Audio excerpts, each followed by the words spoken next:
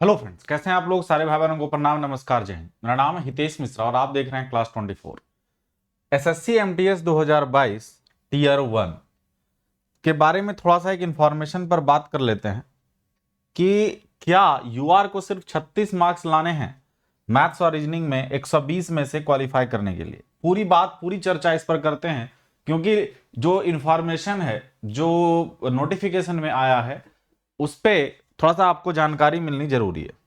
तो ये आपका हमारा पहले क्लास होता था डेली। इस चैनल पर नए हैं तो सब्सक्राइब जरूर कर लें, ठीक है। और ये देखिए एमटीएस की पूरी इंफॉर्मेशन है, जो अपनी एमटीएस की मतलब नोटिफिकेशन आई थी उसके बारे में, फिर कब तक मतलब डेट ऑफ लास्ट रिसिप्ट था, फिर ऑनलाइन फी के बारे में, फिर ये ऑफलाइन फी के बारे में, फिर चालान के बारे में। और एग्जाम जो होगा वो अप्रैल बोला गया, लेकिन मई में जो है अब है। आपको पता है कि मई में एग्जाम है और जून में भी एग्जाम है। मई जून में एग्जाम है अपना एमटीएस का।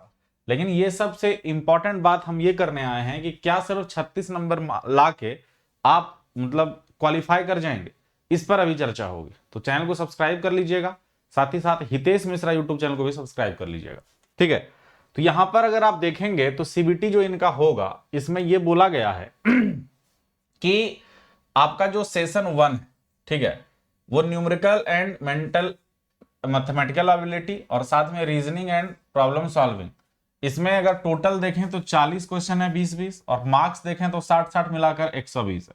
टाइम ड्यूरेशन जो है इसमें 45 मिनट है, 60 मिनट फॉर कैंडिडेट एलिजिबल वो scribes and as per data. और सेशन 2 जो है, सेशन 2, इसमें जाकर आप क्या देख पा रहे हैं कि 25 और 25 इधर 75 और 75, मतलब 50 क्वेश्चन और 150 मार्क्स, है ना। तो यहां पर अगर हम देखें एक चीज को, तो ये तो अपनी इंफॉर्मेशन हो गई। यहां पर एक चीज मेंशन है मोड ऑफ सिलेक्शन में कि the recruitment process of the post of MTS will consist of session 1 and session 2 in computer examination based examination. The performance of the candidate of session 1 will be evaluated first and performance in session 2 would be evaluated only if candidate qualifies in session 1। मतलब ये हुआ कि अगर आप maths और reasoning में qualify करते हैं तब आपका इवेल्युएशन जो है वो होगा किसका, सेशन 2 का, इंग्लिश और जीए का। तो यहां पर अब एक चीज को समझिए, यहां पर बोला गया है कि minimum qualifying marks in session 1 as well as in session 2 of computer based examinations are as follows। इसका मतलब ये हो गया कि भाई अगर यूआर वाला 30% ला रहा है सेशन 1 में, सेशन 1 का मतलब अगर यहां पर देखें तो 40 क्वेश्चन अगर देखें तो अगर ये 12 क्वेश्चन सही कर दे, और अगर 120 मार्क्स के हिसाब से देखें तो अगर ये 36 मार्क्स ले आए तो वो सेशन 1 क्या होगा, क्वालिफाई होगा। और सेशन 1 क्वालिफाई होने के बाद उसका जो मतलब सेशन 2 का जो मार्क्स है वो इवेलुएट होगा। अब प्रश्न ये है जो हमने स्टार्टिंग में थंबनेल लगाया है कि क्या सिर्फ 36 मार्क्स लाने से मैथ्स और रीजनिंग में हम क्वालिफाई हो जाएंगे। मतलब क्वालिफाई करना और कट ऑफ पार करना दो अलग अलग चीजें हैं, बात समझिएगा।